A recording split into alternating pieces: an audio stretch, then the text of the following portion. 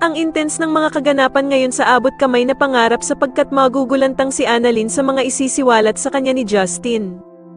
Dito nga ay biglang kakausapin ni Justin si Annalyn at pagsasabihan niya nga ito tungkol sa totoong pagkatao niya at ni Zoe.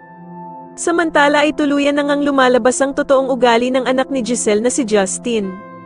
Dahil matapos nga ang naging sagutan nila ng ina niyang si Giselle ay biglang may tatawagan ito at sasabihin na sana nga daw ay ang ina na lang niya na si Giselle ang nakomatos at hindi ang lolo niyang si Don Pepe. Sa kabilang banda naman ay magmamatigas naman itong bruhang si Moira na pumunta sa Apex kahit nga naba na siya dito. Pero agad naman dadating si Giselle at pagbabawalan niya itong pumasok. Pero sasabihin naman ni Moira na kaya lang naman daw siya pumunta ng Apex ay para abutan ng pagkain ng anak niyang si Zoe. Sasagutin naman siya ni Giselle na hindi na naman daw baby ang anak niyang si Zoe para dalhan pa ito ng pagkain. At dito nga ay manginginig ang dugo ni Giselle sa sasabihin ni Moira na palibhasa nga daw ay hindi niya ito mararamdaman at mararanasan ang pagiging ina dahil sa pinamigay daw niya ang kanyang anak nung maliit pa ito.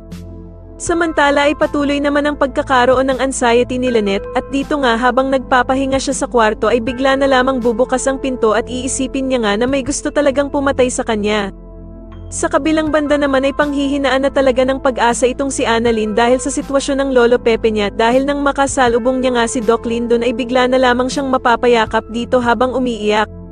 Agad naman siyang tatanungin ni Doc Lyndon kung ano ba daw ang nangyari at bakit ito umiiyak. Sa tingin niyo tuluyan na nga kayang namatay si Don Pepe kaya umiiyak si Annalyn at maging kakampi niya nga kaya talaga ang anak ni Giselle na si Justin, mas lalo na nga talagang nagiging exciting ang mga susunod na kaganapan kaya naman ay mas lalo pa nating abangan ang mas lalong gumigandang abot kamay na pangarap. Maraming salamat po sa inyong panonood at sana po ay ma-subscribe niyo ako. Maraming salamat po.